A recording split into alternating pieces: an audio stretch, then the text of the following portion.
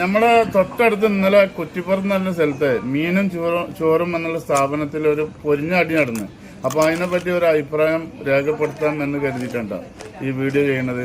ഒന്ന് രണ്ട് ആൾക്കാർ പറഞ്ഞ് അവർക്കും ഇതുപോലത്തെ അനുഭവങ്ങൾ ഉണ്ടായിട്ടുണ്ട്. അപ്പോൾ അതിന്റെ ഒക്കെ അടിസ്ഥാനത്തിലാട്ടാ. സത്യം പറഞ്ഞ കസ്റ്റമർ എന്ന് പറയുന്നത് മഹാലക്ഷ്മിയാണ്. നമ്മൾ ഒരുപാട് വർഷങ്ങളായിട്ട് പഠിച്ചു വരുന്ന പാടാട്ട് ഇന്ത്യൻ സംസ്കാരത്തിന്റെ ഭാഗമായിട്ടുള്ളതാണ്. അപ്പോൾ അവിടെ ഇടപെട്ട രീതി ശരിയായില്ലെന്ന്. ആ ചെറുപ്പക്കാർ വന്നിട്ട് 200 ഉറുപ്പ്യാണെന്ന്, മീനിന് എന്താ വില എന്ന് വെച്ചപ്പോൾ 200 ഉറുപ്പ്യാണെന്ന് പറഞ്ഞു. പിന്നീട് 300 ഉറുപ്പ്യ ബില്ല് വന്നപ്പോൾ 300 ഉറുപ്പ്യ. അപ്പോൾ അവരുമായിട്ട് സൗമ്യമായി ഇടപെടുന്നതിന് പകരം അവർ വന്നിട്ട് ഭയങ്കര ക്രൂരമായിട്ട് അവരെ മർദ്ദിക്കാൻ ശ്രമിക്കുന്നു. അതൊന്നും ശരിയല്ല. ചോറും മീനിന്റെ ഭാഗത്തുള്ള മാനേജ്മെന്റിന്റെ ഭാഗത്ത് ഒരുപാട് തെറ്റുകളുണ്ട്.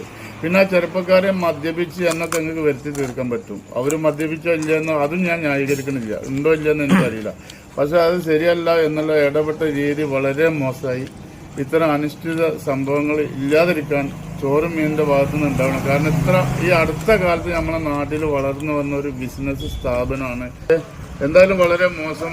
ഇനിയെങ്കിലും നല്ല ആളുകളെ അതിന് പകരം നല്ല പക്വതയുള്ള ആൾക്കാരെ ഇത്തരം ബിസിനസ് വർദ്ധിച്ചു വരുന്ന സ്ഥാപനങ്ങളൊക്കെ നല്ല നല്ല മാനേജ്മെന്റ് വേണം. അവിടെ നല്ല നല്ല ഇടപെടാൻ പറ്റിയ ചെറുപ്പക്കാർ വേണം.